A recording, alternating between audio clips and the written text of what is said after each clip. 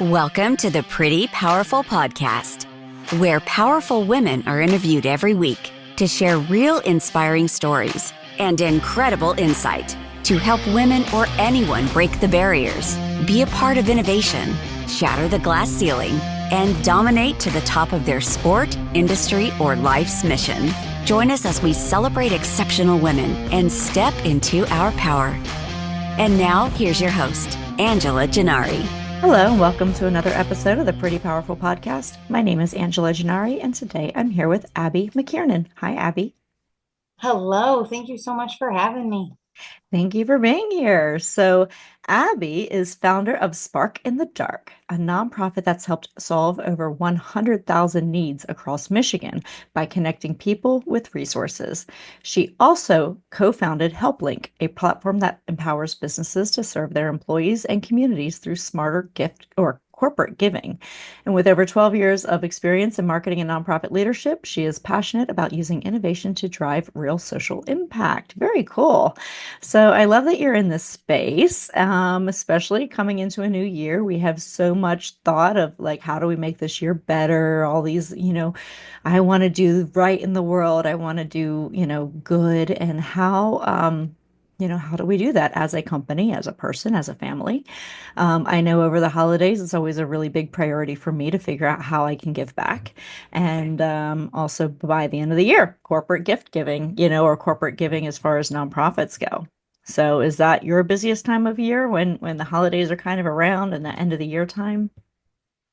Yeah, it's chaos always. Yeah, always. The way that Spark in the Dark works is actually a Facebook group. And so it's peer-to-peer resource sharing, which means anybody at any time can ask for help in their time of need. And then the community can step up and help each other. So, maybe that looks like diapers, or it looks like food, or, work boots, fill in the blank. And so we actually just crossed the 100,000 mark this past year. So we're at 106,000 needs, but we saw almost 30,000 posts this last year alone. Wow. It gets really crazy. And then of course, holidays ramp up and people feel like, they have to buy gifts. And so then they don't pay something else that's really important because there's so much pressure.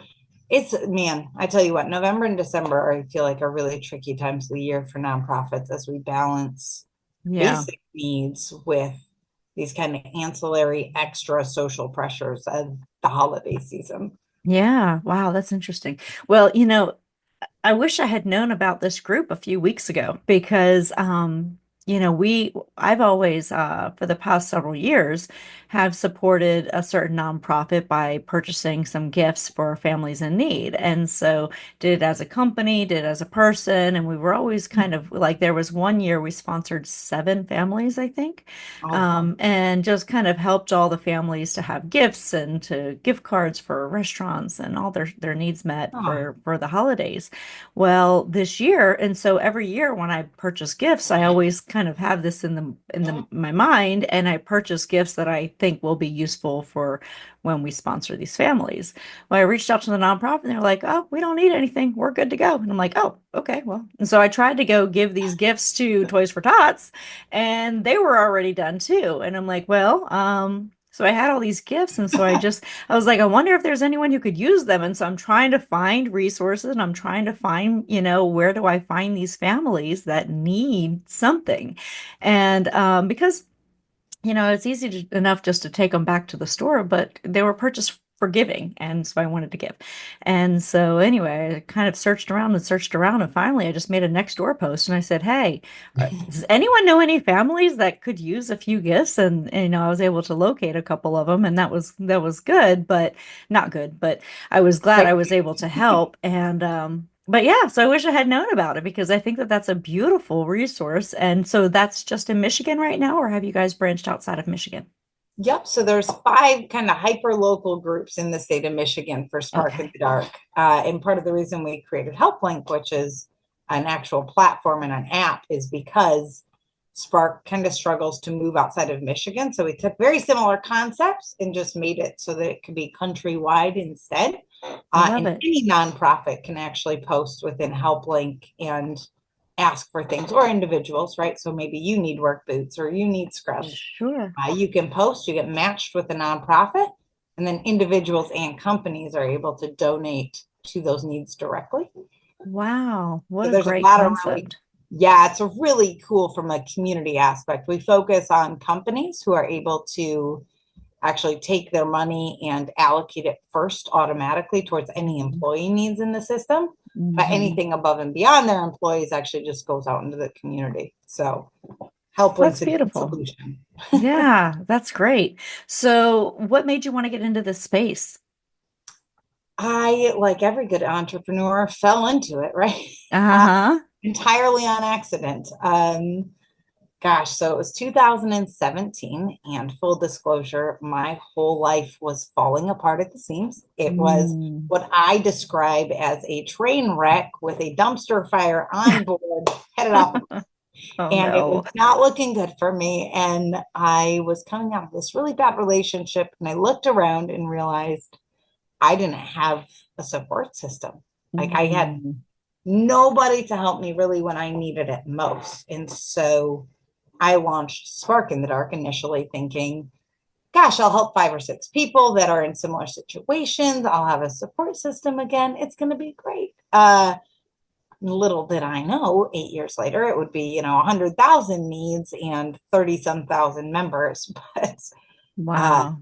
it was pretty crazy to watch it grow. And then about 2 years ago, 2.5 years ago, I started realizing that so many of those needs were, I need to get to work, I need to find work, I need to keep my job. And like, they were such tiny barriers to work. They were a $50 gas card or Yeah. a new pair of steel-toed boots, whatever. And just the smallest thing, and they didn't show up to work because of it, right? Or somebody Hmm. lost a good employee because they were too embarrassed to tell HR. And so that's when I set out to build HelpLink. Actually, it was kind of the same, where I was like, this isn't right. Like, if only Yeah. you knew the truth about, why your employees aren't showing up. Because it's not that they're lazy. It's not that they don't want to come to work. It's that they're under resourced and overwhelmed, right? Absolutely.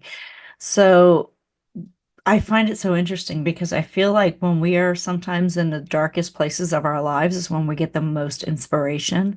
And so just think it's so fascinating that you found this idea when you were struggling yourself. So Yeah, very kudos to much push you for comes to seeing shove, that. right? Yeah, yeah. And I do a lot of volunteering and I try to get involved in, different nonprofit groups and activities.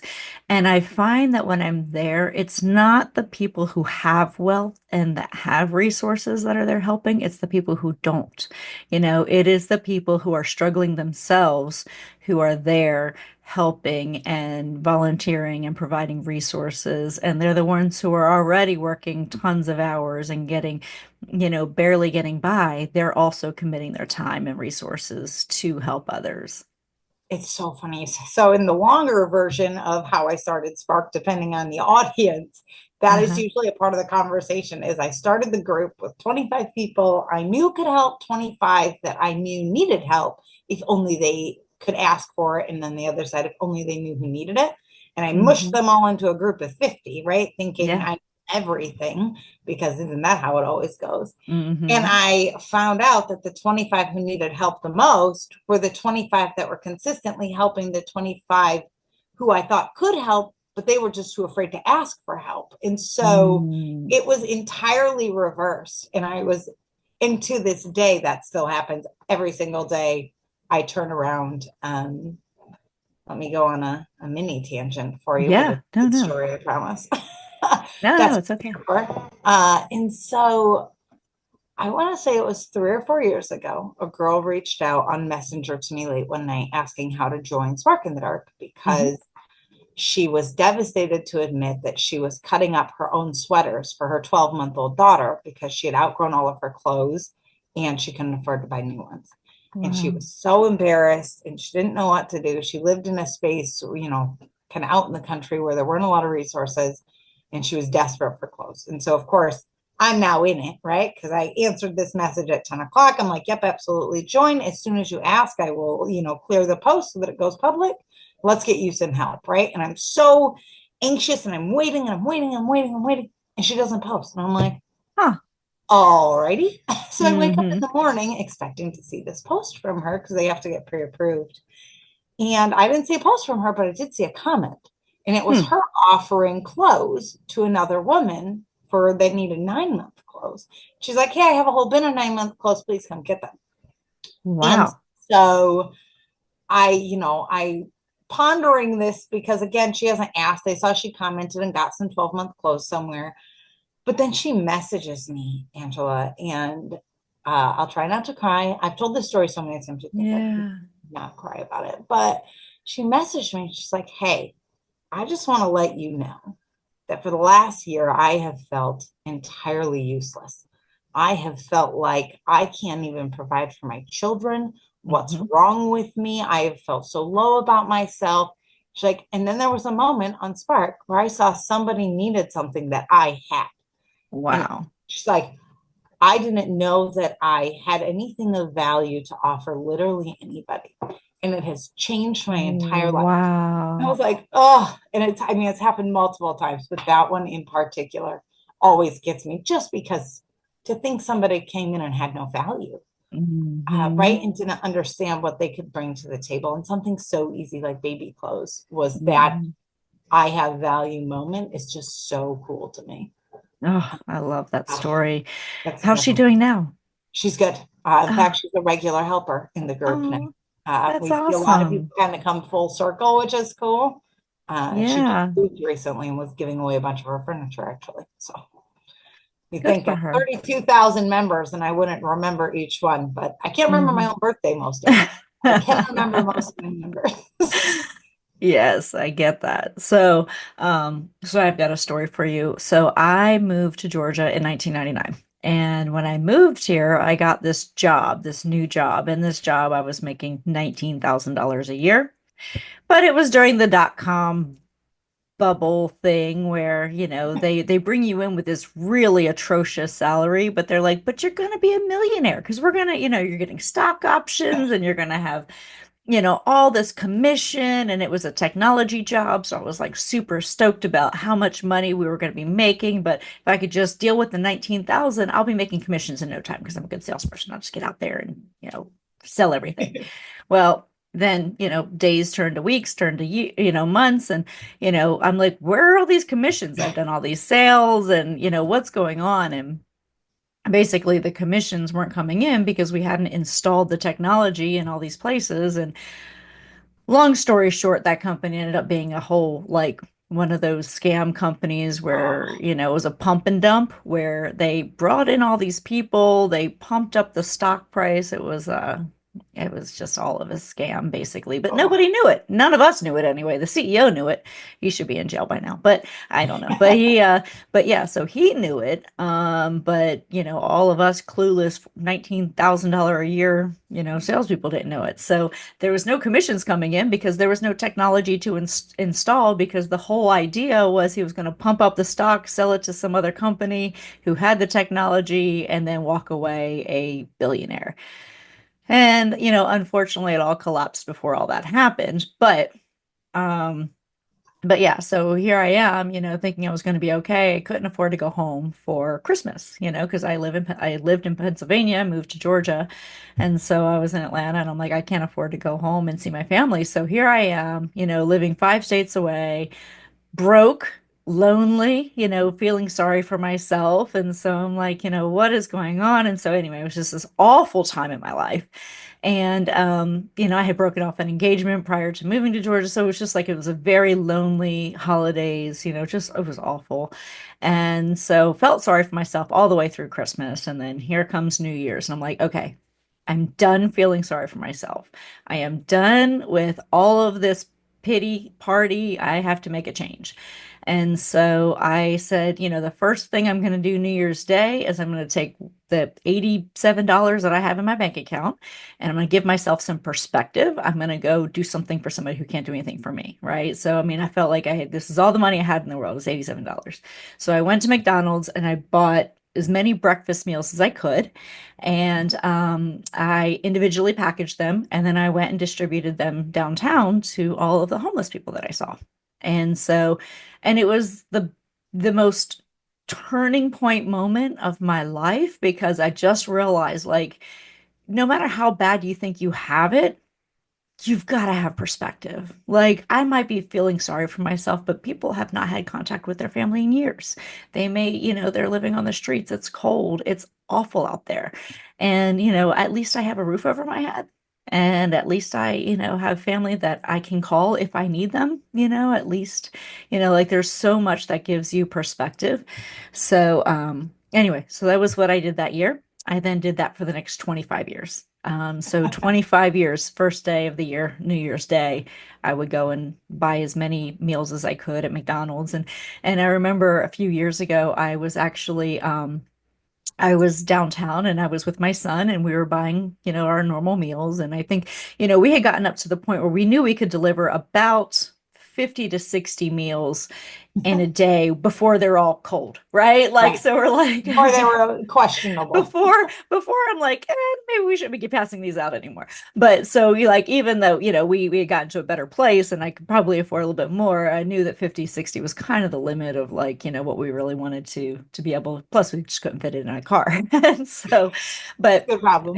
there was a guy who had walked up to me at McDonald's as we're packaging these meals and he said, are you passing these out? And this is downtown in a not very nice area. And, he had just walked up. I didn't know if he was homeless. And I was like, yes, are you hungry? Would you like breakfast? And he's like, no, I want to help. And so he hands me $100 bill. I thought Oh, he needed food and really he just wanted to contribute. And so he handed me $100 bill and I went and bought more meals. And so yeah, so you just never know. But I did that for 25 years, and then unfortunately, the city of Atlanta passed an ordinance this past year making it illegal to pass out food to homeless if you're not an organization. So unfortunately, that had to stop because we would just do this. I mean, it's not like I was cooking it in my home, it's right. but if they see you, they will fine you, and it's very That's unfortunate. crazy. You should It's very just set aside the unfortunate. money for the Yeah, fine. Just exactly. prepare ahead of time. Yes, They write you exactly. the fine, just hand them the cash. Be like, all right, Yeah. we're good. Bye. Yeah, we're Thank even, you. right? Okay, so yeah. Back into my But shirt. You fined me. You can only hmm find me once for one act. that's right. So Don't really do that, Georgia. yeah. So yeah, yeah. So they but unfortunately that's become a problem. So yeah, but we for 25 years, that was something I did every single New Year's and it meant a lot to me that tradition because it's the most grounding, thing that you can do is to serve others when you yourself need something. So anyway, so Isn't there's an old adage and I can't remember who it's by right now. That's like, if you feel sorry for yourself, go help someone else, right? yeah, Uh, 100%. my 100%. my children, so I have this kind of huge gamut of ages of children. So I Uh-huh. have a 5-month-old daughter that you saw before we started, Uh-huh. and I have an almost 2-year-old and an 11-year-old and an 18-year-old. Oh, So I have wow. very wide range. It's great because my 18-year-old can help me self-correct my parenting now. He's like, no, don't do that again. That was terrible. That didn't work for me. But one of his things that he's, always telling me is he's like, hey, I'm really thankful that you instilled in me that like every time someone was being unkind to me or sometime like right when somebody was struggling, your response was never, oh, honey, you're so great. They're terrible. He's like, your Yeah, response was 100% of the time, you have no clue what they're going home to, right? that's right. Have Hmm. compassion. Remember to be empathetic because you simply don't know whom the Hmm. person you are looking at, right? What happened to them seconds before, days before, right? Their mom could have Hmm. died. They could be on their last meal. They could be down to pennies. They could be getting evicted. Who knows, man? And so now, even at 18, he's like, that is probably the biggest, most important lesson I think you ever gave me was like to have empathy and to know that you have no clue what somebody is going through, right? Yeah. I used to Um, tell that to my son when he would get bullied in school. I would always say, like, imagine how mean he's being to you. That means that's how unhappy he is. Like Right. that's his measure of unhappiness because when you're unhappy, the only thing you can think to do at that age is make other people unhappy too. And I Right. was like, so, you've got to remember they probably go home to parents who are really mean to them or to a home that's very unstable or, to a brother who beats them up all the time. And so just keep perspective, you're only seeing a portion of how unhappy they are when they're treating you badly because happy Amen to people that. don't treat people badly. Oh, another good man. You're killing me with quote memories here. Hurt people, hurt people. That's right. Exactly. Hurt people hurt people. That's 100% The true. world's most simple quote. I feel like anyone can understand at any age, and it Yes. usually sits us right back down, right? Like, oh yeah, okay. Mm-hmm. It sure Mm. makes it sting less anyhow. Yeah, for sure. So talk to me a little bit about what it was like to start your business. So when you started HelpLink, and I know when you started the Facebook group, that's one thing, like, but when it started becoming bigger and you're like, I need an app, I need a website, I need this to be an actual business. Tell me about that process. Whew. uh, Man, I am thankful that I Yeah. did not know what was ahead, or I would have never started. Right? Oh, Start so with many people say the same thing when we're yeah, entrepreneurs. Like, if you knew what it was going to take, there's no way a sane person would just embark on that kind of torture. Right? right. Well, and man, you would think I'd learn my lesson, but I never do. Uh-huh. And for me, it's always one of those things where it's been a pull, right? Where it's like, nope, there's only one possible direction I can go, and anything but this direction is a total distraction. Yeah. And I quit my highest paying job I've ever had last year. Right? I got this great salary, this great title. I was super pumped. My whole marketing career had led up to this moment. And Yeah. I got there and I was like, I just can't. I can't do Mm, it. I can only work on HelpLink because I just know it's what is the right thing to do. yeah. For every Mm, day I'm not working on it, thousands of people are not getting the help that they need. And I just can't live hmm with myself knowing that, right? Like I just can't do it. And so I had started it actually a few years ago, I told you, and I went through the process of trying to find an app designer and all the Yeah. things, right? And I was talking to investors who are helping me make it look like it was going to make money. And this whole, I learned, I had to read the book called Personal MBA. Very Oh. helpful, terribly boring. Uh, and if you're someone that works on passion, a book about being an MBA is just not a book for you. Yeah. Or learning about ventures and how investors think. It was just I got so misaligned Yeah. that I was like, excuse me for saying, screw it, I quit. I'm Yeah. done.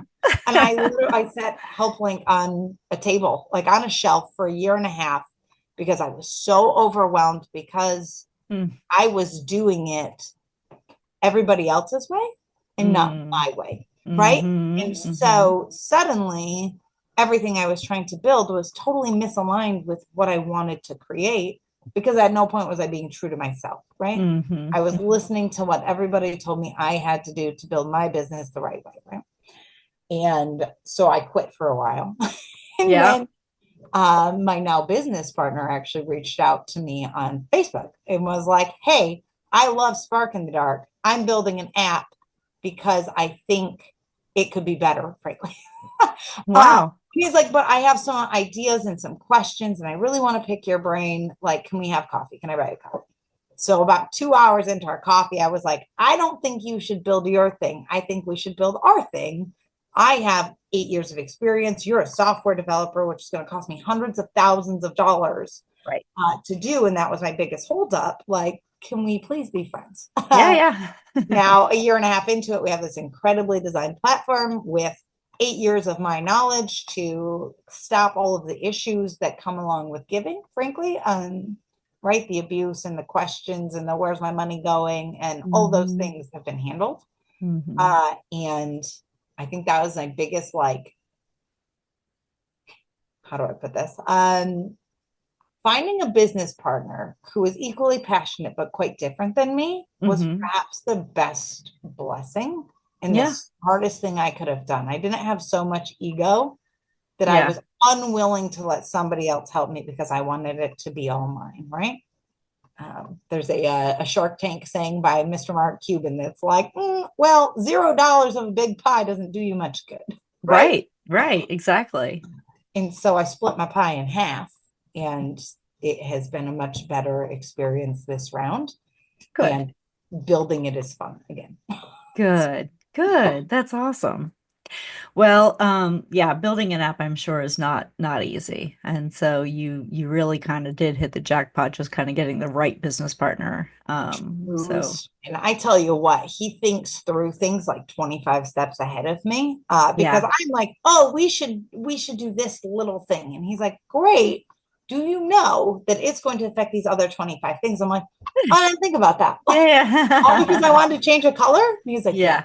I'm like, okay, hmm so don't change the color then. No, probably not. I'm like, all right. But it's a really good blue. Nope. Yeah. Yeah, So yeah.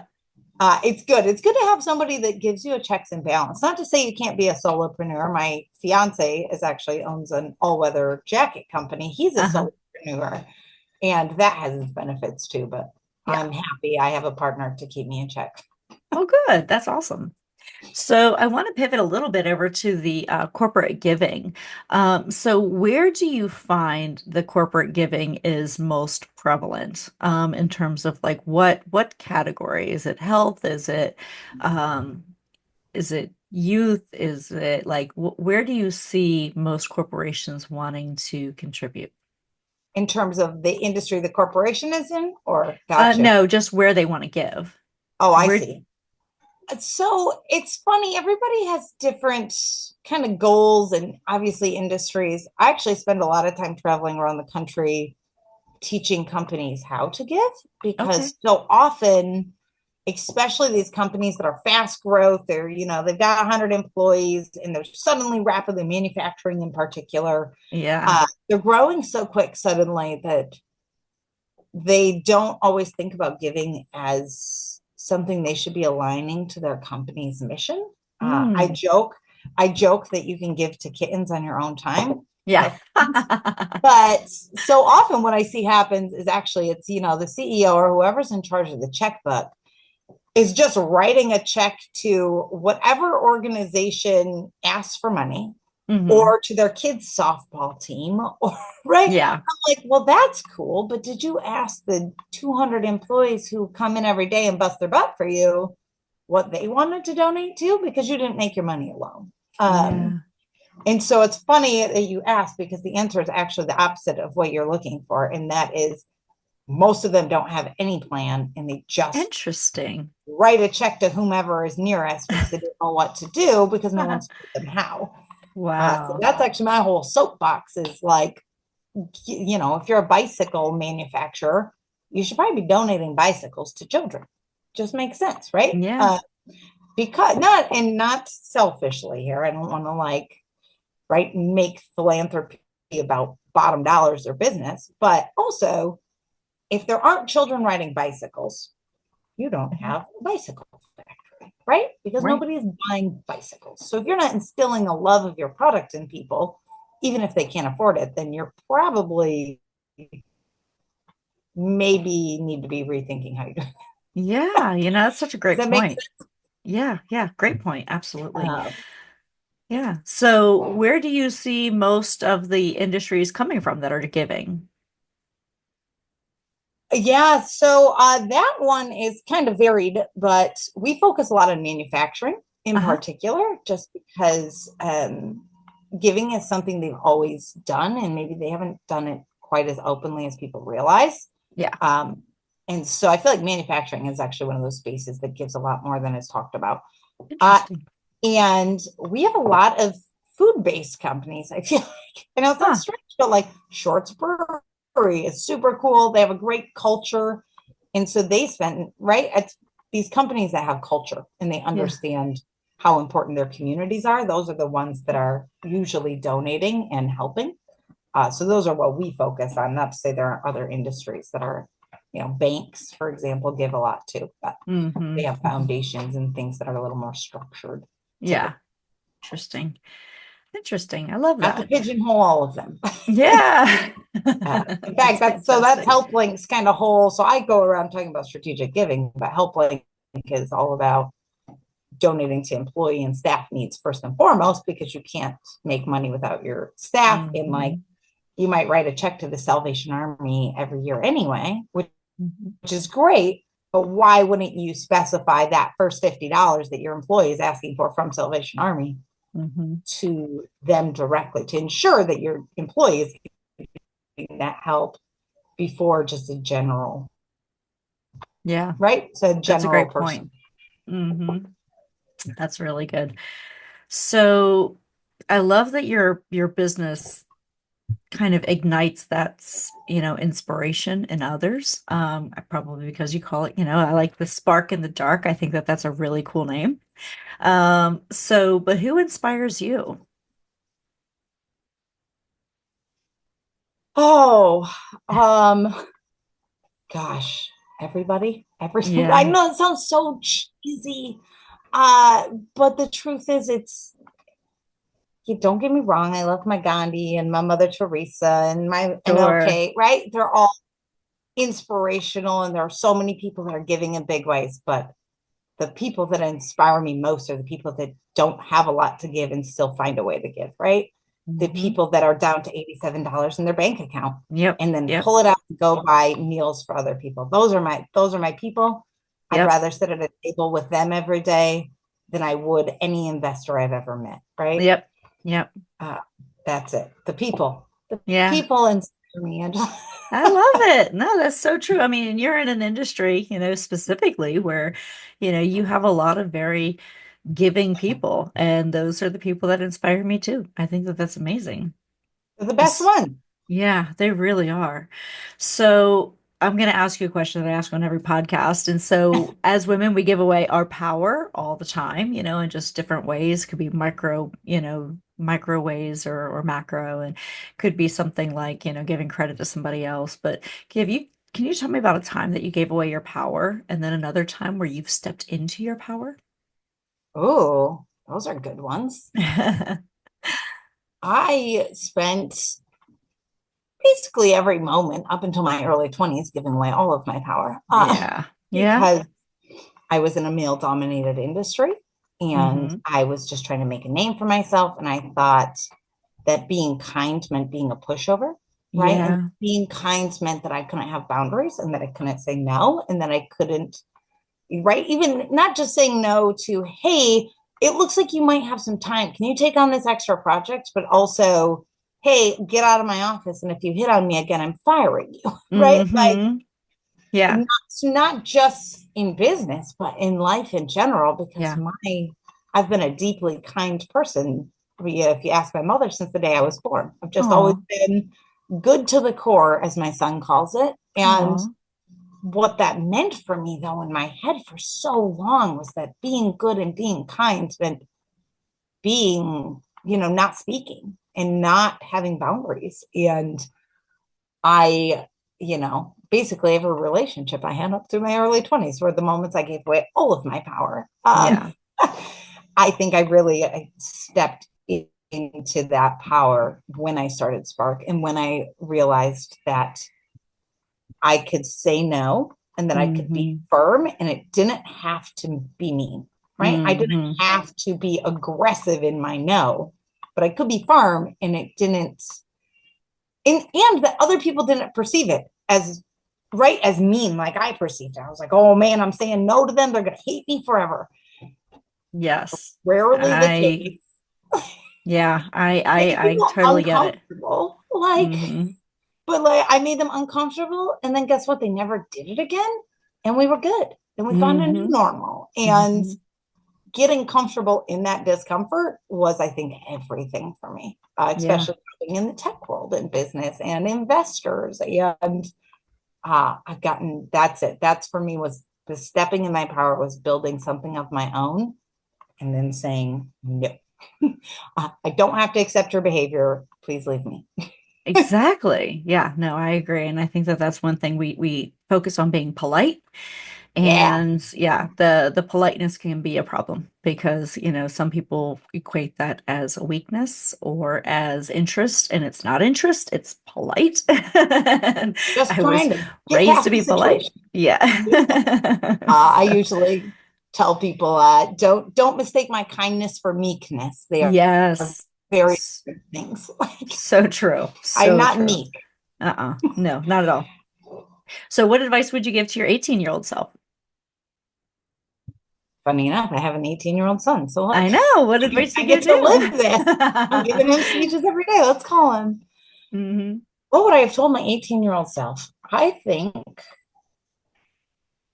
this too shall pass, as cheesy as it sounds. I Hmm. had a very turbulent kind of background and upbringing in life. And Hmm. had I known at 18 what I would build from those really hard moments that shaped me, maybe they would have been a little less traumatic in the moment, right? That consistent reminder of like, hey, listen, if there's no pressure, nothing good happens. Right? You become mediocre. And I'm not trying to live a mediocre life. I'm trying to build something great for my community and for my kids. And the only way I could have done that was to suffer and to Yeah. understand other human beings. So Hmm. suck it up and push through. Yep. It's the Character only advice building. my 18-year-old would have heard was like, suck it up and keep going. Yep. Rub dirt on it and get out of it. Yeah, get out of the Exactly. pain. Yep, yep. So I'm a big believer in character building opportunities. And so when things are happening that are negative or bad or struggle or, something like that, like it's going to happen, but think of it as the character building opportunity that you have, right? Like this is the resilience moment. This is the time where you get to build back. And so like those moments that you have to use everything inside you to get through it and go above it, those are the moments where, I feel like that teaches you more than all of the good stuff combined. Amen. If I had a Hmm. nickel for every time I told my children, well, the only way through it is through it, uh, Yep. I would have a lot of nickels. I might Oh not yeah. even have to start companies. I could just That's live on right. those. That's right. That's awesome. So this has been really enjoyable, Abby. I have really enjoyed talking to you. So, one last question. What do you wish more people knew? Giving doesn't have to be big. Yeah, that's a Giving good one. doesn't need to be $1,000. It doesn't need to be you bought a Christmas for 4 kids, right? It doesn't, just because it's not grandiose doesn't mean it doesn't mean everything, right? It's a Hmm. box of 9 month clothes. It's a Yeah. box of, right? And it can change everything. So don't be afraid that you don't have enough to give to start. Just Mhm. go buy somebody a coffee. Yeah, honestly, like just, pay it forward. If you're in line at, coffee shop, buy coffee for the person behind you. It changes their day, And you then know? watch how many people after that buy a coffee for the next person. So the best part of Yeah, that, buy the yeah, coffee and then watch the chain. yeah. No, That's it doesn't. absolutely, I like that one. That's my yeah. favorite. Doesn't got to I be big. It Just start. doesn't. Yeah, it doesn't. Yesterday I saw a homeless man on the street and I was on my way to work and he didn't have shoes on. And so I just pulled over and I was like, "Sir," and I just handed him some cash and I was like, "Please, it's cold out here. Just go get some socks and shoes." And he was so appreciative and it's just like that's the just enough for socks and shoes. Like I wasn't going to change his life. He wasn't going to be able to, change his position, but he could get some socks and shoes, right? And it's just the little things. It's if you see somebody in need, it takes nothing to really help because I'm not going to miss that money. I'm going to, but it will mean something to him, right? So you Amen. gotta, when you see an opportunity, jump in and help because you never know what that's going to mean to the person that you're helping. Might not And change if your you position see or theirs, but it's an going to change. opportunity, and if Sorry. you see an opportunity and you don't know how to help, ask, right? Mm-hmm. Mm-hmm. Ask. And That's treat them it. with Just respect. say, hey, you look like you could use some help. Like, Yes. what can I do to make life just a little easier for you? Yeah, yeah. Right? Like, don't be shy.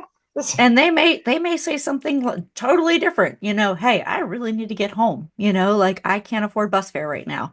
It cost Right. me $2.50 to get that person home. Right. And that's it. Sometimes that's all it takes. So True yeah, story. just ask and be respectful and do everything in a kind and generous way. But yes, agreed. I think you and I are cut from the same cloth, Angela. I agree. I agree. I think it's important that people realize that there's so many opportunities to serve every single day. And I love that you have made it your mission in life. And I think that that's just so admirable. So thank you for all that you're doing to help others. And thank you for where you started from a place of needing to a place and then turn it into a place of giving. So I just think that that's just exceptional. So thank you for everything that you have done for others. Well, thank you guys for joining us for another episode of the Pretty Powerful Podcast. And Abby, how can people find HelpLink? Yeah, they can. It's so easy. You just go to helplink.org/give, or if you need help, helplink.org/ask. Okay, I think perfect. will get you to us. And then if you're a business, just go to the website. Perfect. And you can also go to prettypowerfulpodcast.com and we will make sure all of Abby's information is on there as well. So thank you everyone for joining me for another episode of the Pretty Powerful Podcast. And thank you, Abby, for joining us. Thanks so much for having me, Angela. Absolutely. Hope everyone has an amazing week. Have a great day. Bye-bye. Thank you for joining our guests on the Pretty Powerful Podcast. And we hope you've gained new insight and learned from exceptional women. Remember to subscribe or check out this and all episodes on prettypowerfulpodcast.com. Visit us next time, and until then, step into your own power.